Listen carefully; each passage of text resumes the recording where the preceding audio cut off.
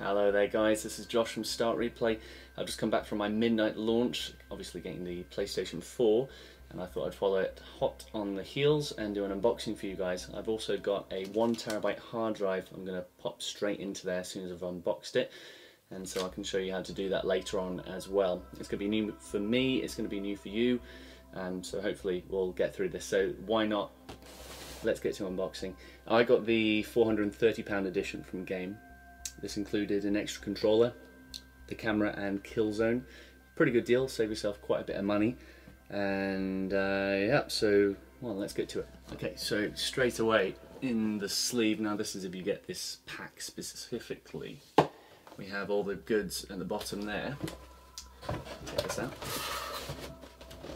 What we've got in here at the moment is the camera, PlayStation camera, which you can use with Playroom and everything else like that, and other games that might take use of it. Then we've got Killzone just in here, and behind that we have the spare controller. I'm just going to leave all those bits in there, and then let's get to the actual console. Ooh, there we go, nice and shiny console, right in place, waiting right there. Let's open this up. Where do we start? Now everything's very neat, very neatly done in the packaging side. I have to say, I'm not often one to go nuts over packaging. God, I might even admire the packaging more than the actual console. But everything is very neat, very easy to get to. There's not lots of faffing about with extra cardboard pieces, so that's nice. Sort of obviously helps you get to your console quicker. So we've got the controller there, the DualShock 4. Now, I've held this at trade shows such as E3 and Gamescom.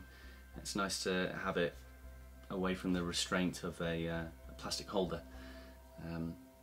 It's a lovely bit of kit, really nice to hold, a lot nicer than the PlayStation 3 one, but I'll do a little bit of a comparison with that one in a sec, so I'll just pop this to the side. We've got your nice mono headset for chat, which is always cool because there are quite a few headsets that won't work straight away with the PlayStation 4 headsets that you might already own. There will be updates coming for many of them, but it's always handy that they do provide one of these so you can get chatting to your friends via party chat straight away, which is nice to see. I'll just put that to the side as well. And we dig deeper, we've got a charging cable, which I suspect is for the controller, and then we've got the power cable. Of course, the power is built inside the machine, which is even more amazing compared to the Xbox, which does still have a big battery pack and it's still quite a big machine. And HDMI cable, which is very nice to see because I do want to connect my PlayStation 3 still. I thought I'd need to get another HDMI cable, so that's nice. You actually get one in the box. I presume this will be standard with all models, regardless of which pack you get. So I'll just pop all those little finicky bits back in. Again, very neat, just two ends on it really. And hopefully Sony have ironed out all the kinks from the US launch, because there are a few arriving dead at people's door. And it's as beautiful to hold as it is to look at, trust me. Well, let's just start with the actual console itself. You can see the front there. Again, very slim line, got all the angles to it. It's a very nifty bit of kit.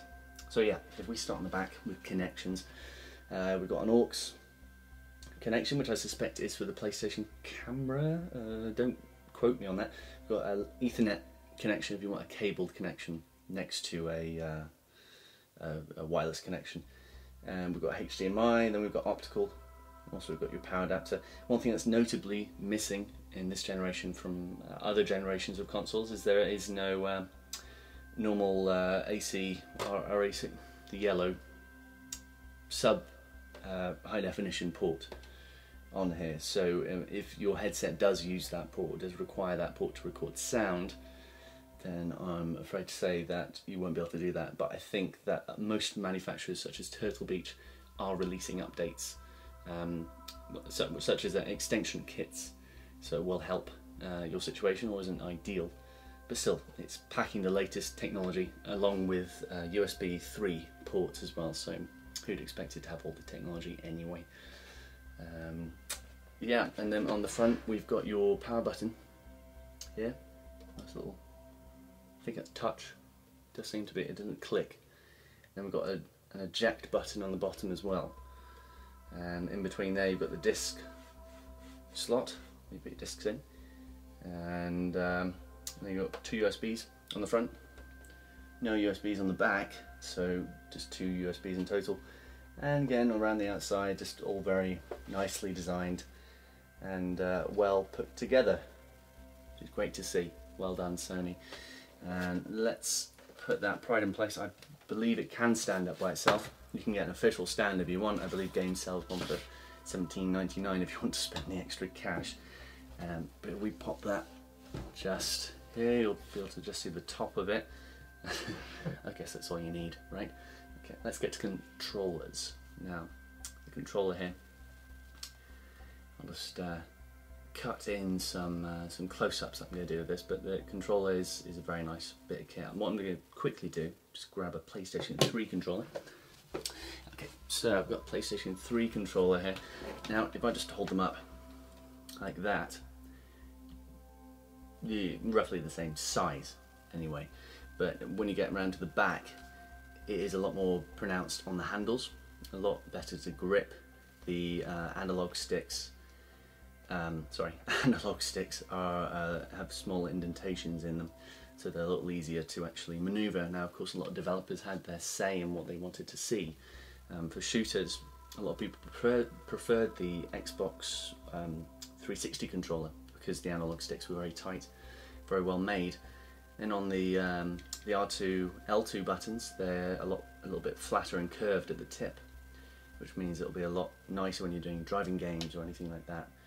But the overall feel of the controller is fantastic. New features, of course, you don't have the select or start button anymore. They are vacant from this model. You still have the PlayStation button just below the center, and you even have a small microphone there as well, which is quite nice for little in-game sounds.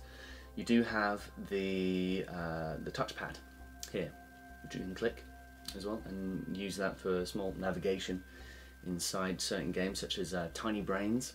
Tiny Brains, you can move the cursor on screen to navigate where you want your characters to go, or where you want your teammates to maneuver to.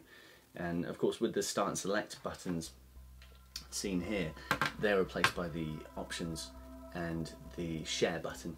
Now, of course, the share button will capture a clip, I think a 5-minute clip, 15-minute clip. No, I'm just spitballing here, I've totally forgotten, but it will capture footage that you have just played, and then you can upload that. And I don't think you can take it out of the PlayStation 3 itself and do whatever you will with it, unfortunately, not yet at least, but hopefully in the future Sony will update with a patch where you can just pop your USB stick in and get the footage and do what you will with it. I have a Elgato video game capture device, so that's what I'm going to be using for all the reviews upcoming, but I'm going on to a totally different tangent now. So let's go to the options button. Now that's going to be your main start button, I guess, provided with all the nifty little features that comes with that. Overall, great design on the controller, nice grip on the back, a nice little grip texture there, whereas on this controller it's just totally glossy and maybe not as easy to grip. So it's a major improvement. It may not look like a huge improvement. Well, it does kind of. Anyway, lovely controller. And so if we just quickly get onto the camera itself, I guess. The camera, compared to Kinect, it's obviously not quite as evolved or quite as technologically filled as Kinect is for the Xbox One or Xbox 360. It is nice and neat, nice and small.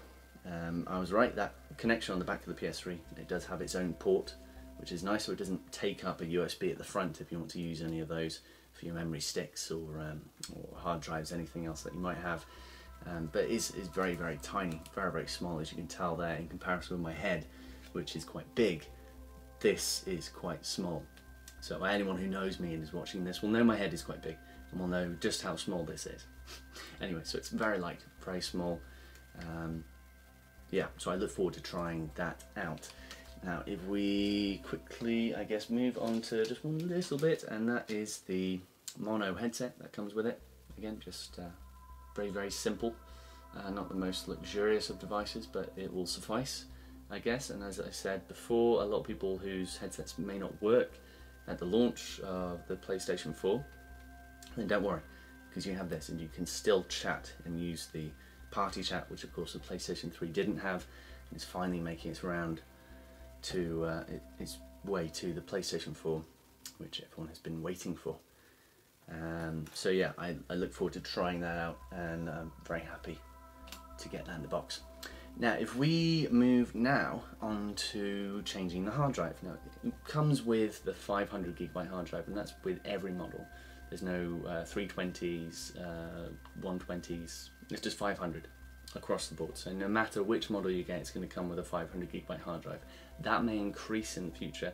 I wouldn't be surprised if Sony start releasing bundles with a 1TB hard drive in it, because a lot of people are going to be downloading games. That's what people are going to be wanting to do. Also, installing your games is going to take up a lot of space. Of course, with the downloading in the background, you can start playing your game as very, very quickly. You don't have to download the entire patch or the entire install before you can start playing it. But I decided to go for a 1TB Samsung hard drive I got off Amazon for £55, including shipping. And it seemed like a no-brainer, especially at the start. I don't have to mess about with anything else. I don't have to do it halfway through and re-download all my stuff. I can just do it straight from the get-go, which is very nice. Now, I've also got the latest firmware for the PlayStation 4 on a USB stick. So when we get to the point of turning on this machine, then it's all good to go, and hopefully won't incur any technical hiccups. I hope not, anyway. So what I'm going to do is I'm just going to angle the camera down a little bit so you can see what I do with this. I'm just going to move this rubbish out of the way.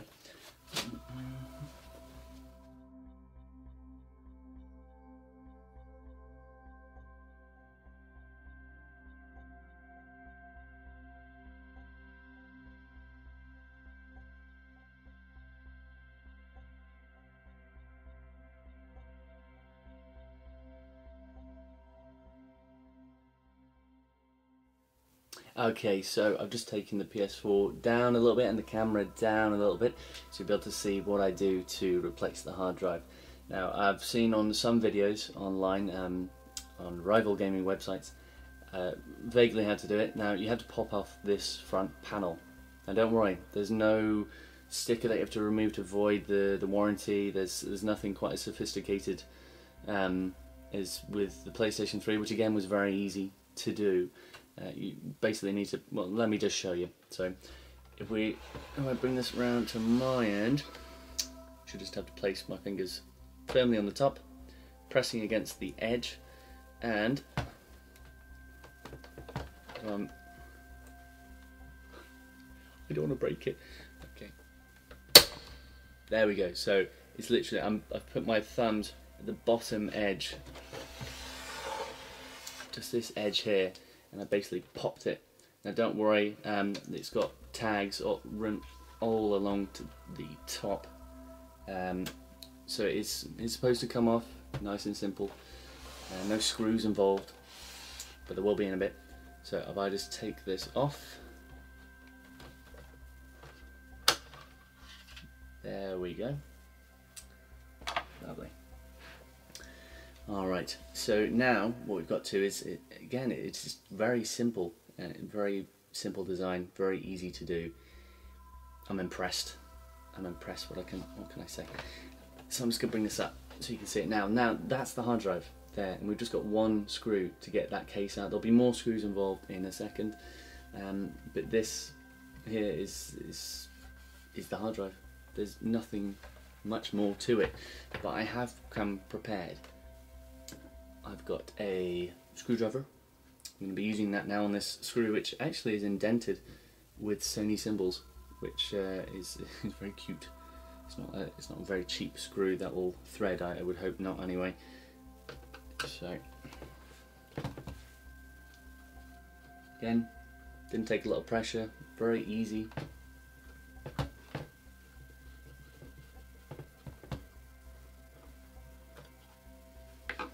Okay, great. So, taking the screw out. Now, oh, that was easy.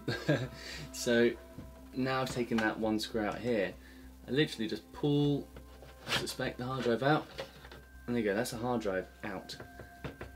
So if I'm not looking directly at you, I'm sort of making sure you can see on the screen just to my right as well. So that's a hard drive, simple. And all that remains to take off are 1, 2, 3 and 4 screws. I'm just going to remove these, bear with me.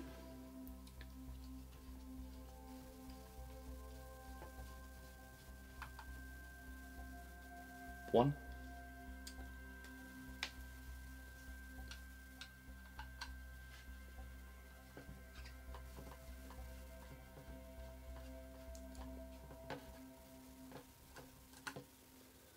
Two.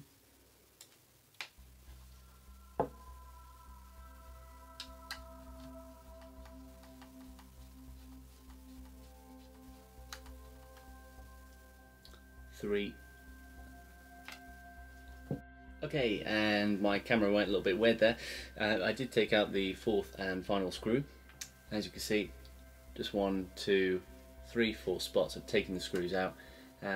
Now, we have to bear in mind is that just because you've taken this hard drive out doesn't mean you can't still use it. You can if you get a 2.5-inch caddy from most electronic stores. They will sell them maybe anything from £8 to £20 depending where you go. But just pop this in it and you can therefore make this a portable hard drive, which is always nice. Yeah, another 500 gigs lying about if you want to back up what's on your PC. But that's it, really. I've taken out the screws and the hard drive can be removed as so. So that is the old one, and this is the new one. So I'm going to open this up. Nice and simple. Try not to get my greasy paws on it. Handle it at the sides rather than the bottom just to make sure. I'm literally just going to pop it back in as was with the other one. You'll also notice how both of these are near enough the same size as well. I'd hope so. And you just slide it back in normally into the drive and absolutely fine. So you just put the screws back in, really. Great, and voila, all the screws are in, and quite simply you just put the hard drive back in and slide it all the way until it won't push anymore, and well, really until the little hole lines up with where you're going to screw that special Sony screw back in. So I'll just put that down, put the Sony screw back on, and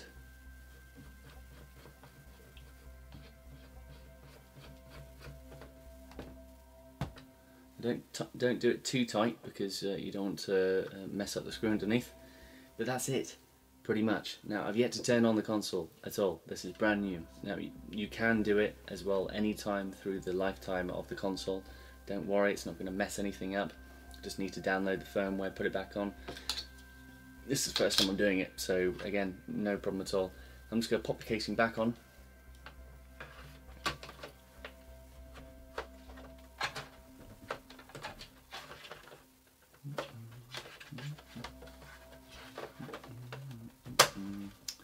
Yeah, I literally pop it on and press. Simple. Couldn't be easier.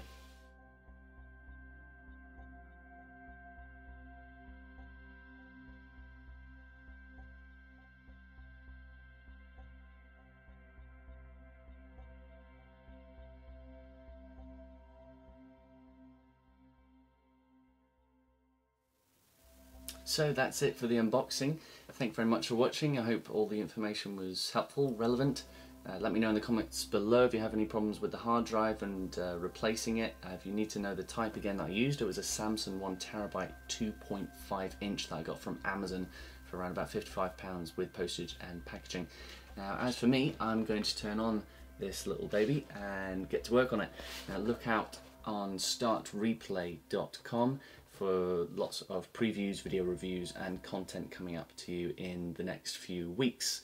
And well, I hope you enjoy the PlayStation 4 if you've got it. If not, then go and get it because it's a fantastic bit of kit. And if you're an Xbox follower, then I hope you're enjoying Xbox One. In the meantime, I'm signing off. Thanks again, guys.